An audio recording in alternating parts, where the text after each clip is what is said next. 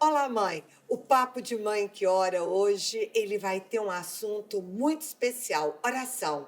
Esse tema tem sido a grande discussão do movimento de mães que oram pelos filhos, para que a gente possa conhecer melhor a nossa espiritualidade. Te aguardo, hein? Até daqui a pouco.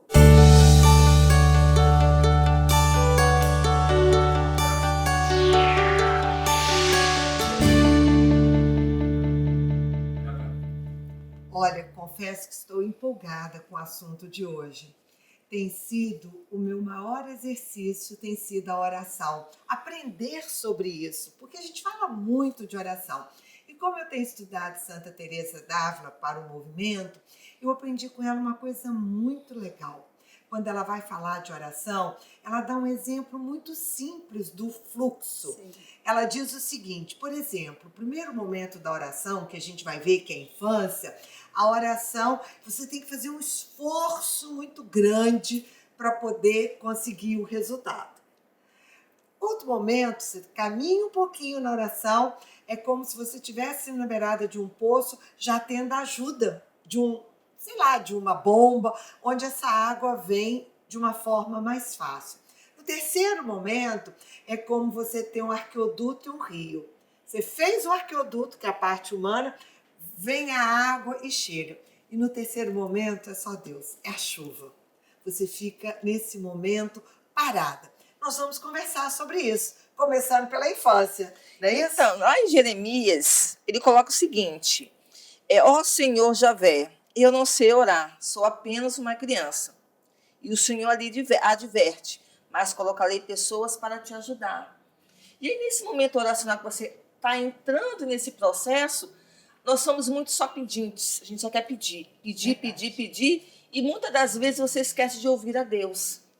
É como realmente uma criança, ela pede, ela até se propõe a parar, a fazer aquele processo oracional, mas ela não está ainda preparada para ouvir a Deus, para entender que muitas das vezes aquilo que ela está pedindo, porque ela é uma criança, não tem o processo de maturidade de discernir, ele vai, com o tempo, ele vai fazendo com que o quê? Que você tenha essa maturidade oracional. Não é só pedir, é também agradecer, é também louvar, é saber fazer as orações nos momentos corretos. E aí, né, Mônica, é interessante na criança, porque é um momento de troca, não quer dizer idade cronológica, hein, gente? A gente está falando da criança na oração. Mas a gente cresce, a gente vai ficando naquela oração, a persistência faz com que a gente fique melhor. E a gente começa a crescer, que é o segundo momento, né? Que a gente já tem alguma ajuda aí. Você já falou, né, tia? A persistência. Eu acho que a adolescência, se a gente for olhar pela adolescência, que eu vou falar um pouco dessa oração, que você vai crescendo. Você saiu da criança, aquele beabazinho, você vai começar a ter as armas, né? Eu falo que você começa a ter a vontade de se aprofundar um pouco mais, de ir para mares mais profundo, de se espiritualizar um pouco mais. Então você vai procurar alguém que já é um pouco mais experiente que você vai parar um pouco mais para escutar.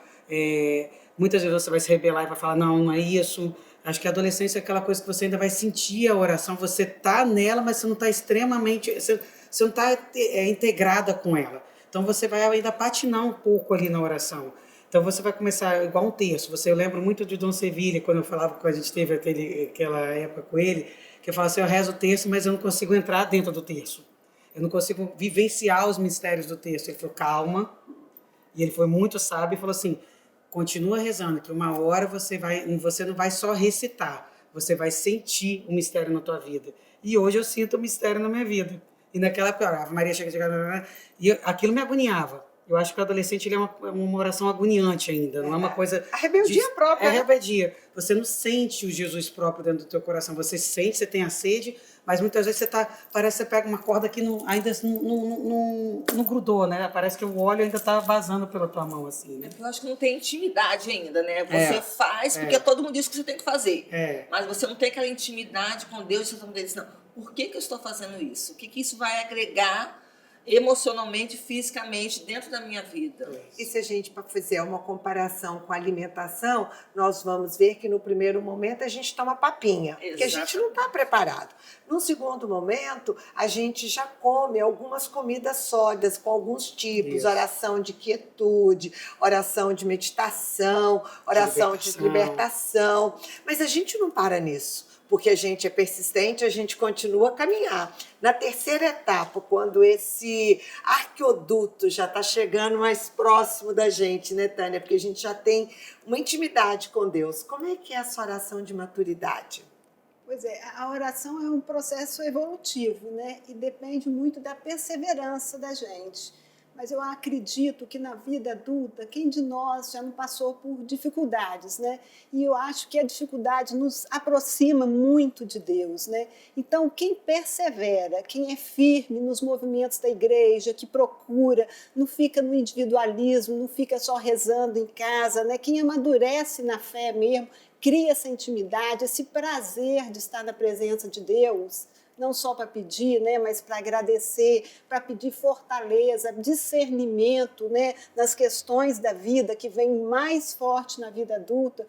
Esse sim é um adulto na fé, está com a fé espiritualizada. E é interessante, né, porque aí o alimento realmente é sólido, é muito mais espiritual. Eu estou lá não para pedir, comprei o papel, mas eu já estou falando com um amigo. E nesse caminhar é interessante porque a gente diz que santo é ser amigo de Deus. Então, na quarta etapa, quando a chuva, que é Jesus, né, vem em profusão, nós podemos dizer que é uma fé madura. Tio, eu só queria, antes de entrar nessa fé madura, né, só fazer umas considerações, porque a gente vê muito falar da iniciação cristã, dos sacramentos da iniciação cristã, né? O batismo, a Eucaristia, a crisma.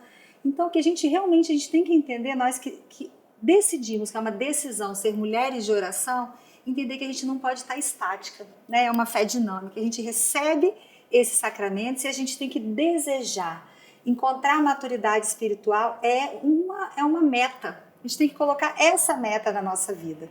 E a gente está falando de criança, adolescente, é justamente o contrário. Quando a gente pensa em maturidade espiritual, como humanos, nós temos que nos comportar como crianças, nós temos que nos abandonar nos braços de Deus. Verdade. Quando a gente consegue se comportar como criança, sem fazer o questionamento do adulto, sem ter a rebeldia do adolescente, sem ter às vezes a desesperança de uma pessoa de idade mais avançada, quando a gente consegue ser criança e nos abandonar no braço do Pai, é o momento que a gente chega bem próximo da maturidade espiritual.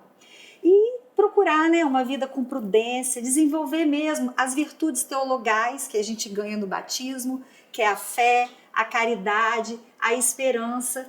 Tentar tirar proveito de tudo aquilo que nos mostra, até as dificuldades, é quando volta o dom da fortaleza, né? Então, na maturidade, nós precisamos tentar transformar as nossas dificuldades em lições de vida, em coisas boas para nós, para a nossa purificação, para a nossa salvação e para o próximo.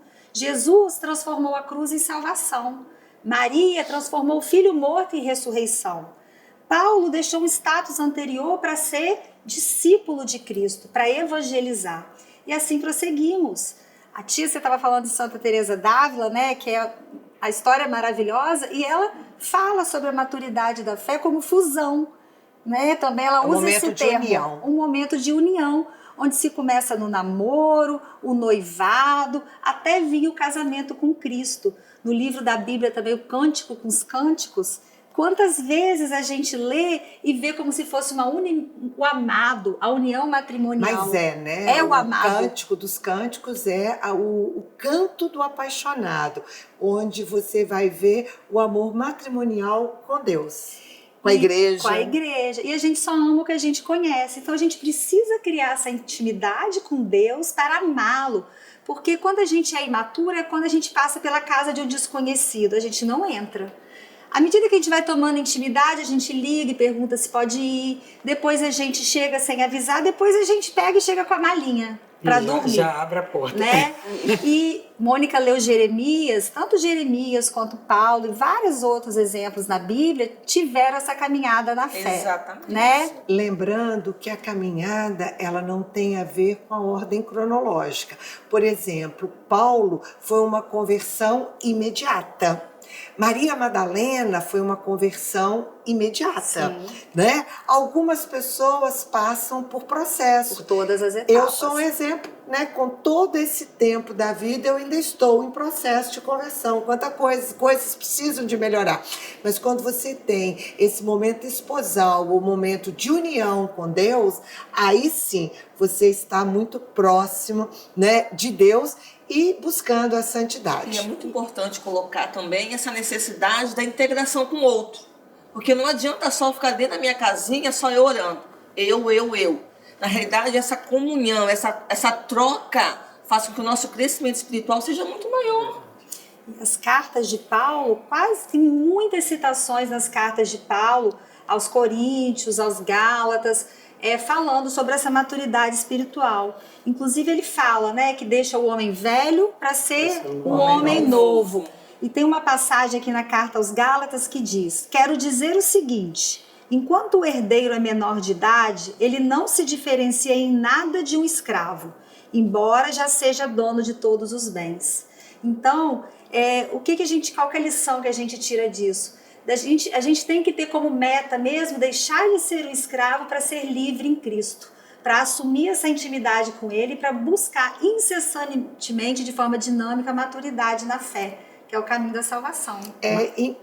Pode falar. O que eu lembro, assim, você falando tudo isso, Camila, o mais interessante é isso mesmo, quando você sente esse amor, essa necessidade de estar próxima de Deus, quando você tem necessidade de ir lá no Santíssimo, só ficar lá quietinho. Essa necessidade de você falar assim, hoje eu não quero pedir nada, mas eu quero sentir você ao meu lado. Quero tomar sol. Aí eu falo, eu vim tomar meu sol. Eu falei, você vai falar assim, obrigado porque eu vim aqui tomar meu sol. Estou aqui com você. É isso quando você tem essa necessidade, essa vontade de estar ali no cantinho só para receber um pouquinho, para sentir assim que você tem uma pessoa muito próxima de você ali. É quando você consegue falar, mais ou menos uma coisa bem direta, né? Acho que é quando você se torna um amigos, né? Diálogo é quando você fala e você escuta. Isso E aí tem uma palavra aqui em 2 Pedro, né? Segunda carta de Pedro, capítulo 3, no versículo 18. Diz o seguinte: antes, procurais crescer na graça e no conhecimento de nosso Senhor e Salvador Jesus Cristo. Ou seja, a oração é um processo de conhecimento, porque todo diálogo é isso. E ninguém vai esposar alguém de uma forma consciente se não conhece.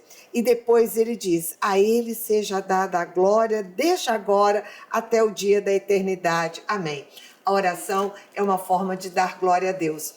Por isso nós queremos, Senhor, te louvar, te glorificar por todo esse momento, por toda a tua graça, por todo o teu poder. Eu te louvo mesmo, Senhor. Hoje eu reconheço que eu não sou nada e o Senhor é tudo. Hoje eu reconheço, Senhor, que sozinho eu não consigo. E essa é a minha oração. Mas acima de tudo, Senhor, eu agradeço porque eu descobri um amigo que não trai, um amigo que não decepciona, um amigo que está presente.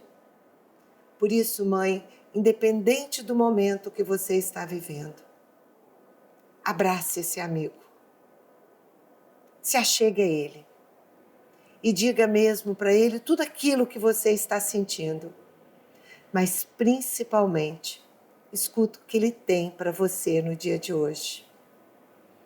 Obrigado, Senhor, por todas as vezes que eu te escutei e nunca quebrei a cara. Mas perdão também, Senhor, por todas as vezes que pela minha arrogância eu fiz o que eu queria e não o teu desejo para a minha vida. Obrigado pelo seu plano de amor. Obrigado, Senhor.